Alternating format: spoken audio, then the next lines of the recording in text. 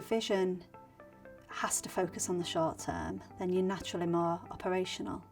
And there might be many reasons for focusing on the short term, uncertainty or challenges operational within the business that you can't ignore.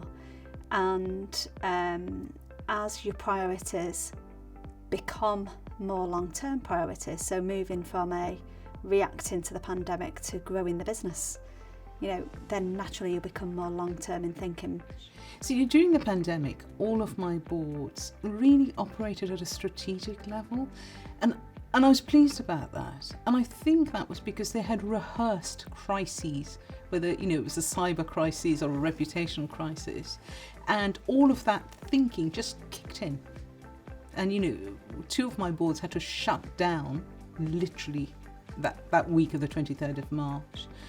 And the executive team and the board actually, as a result, stayed truly strategic, thinking beyond the next 3 weeks, beyond the next safety, beyond the next. So constantly having, the executive team had plus 6 months on their leadership team, and the board had plus 6 months on the executive team. In today's world, CFOs have many choices, perhaps hundreds of choices to make when they're looking at investments.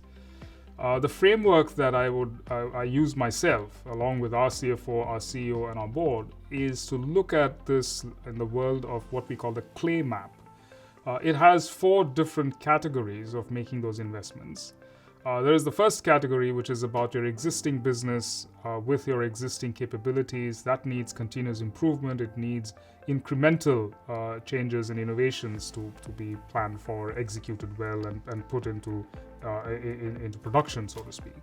So that would be the first choice that CFOs have to make, is how much do you fuel your existing business with? The second choice is that the existing business always has these foreseeable investments. I need to bring in technology X. It might be AI, for example. It might be something else. The pandemic actually accelerated the strategic shifts rather than change the strategic shifts. So we tried to find a balance between, in the pandemic, allowing the freedom of decision making actually at the most lowest point of the organization, those that are closest to the customer. And the role of the exec team became even more critical to be focused on the strategic choices. The third and the fourth categories are harder because you're now trying to imagine what your business is going to look like 5 years from now, 10 years from now. Lots more uncertainty because your business might be very different. Your customers might be very different. And the fourth is completely blue sky thinking, to say if everything else goes in a very unpredictable way, how will your business look like in the future?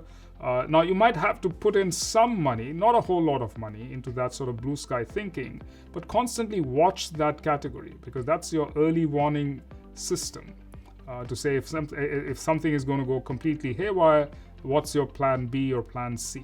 Actually, the important thing we're trying to do now is to make sure we learn the lessons of how we manage the crisis and look at whether our decision making could be better and faster, and kind of learning the lessons from painful lessons from a very extraordinary year.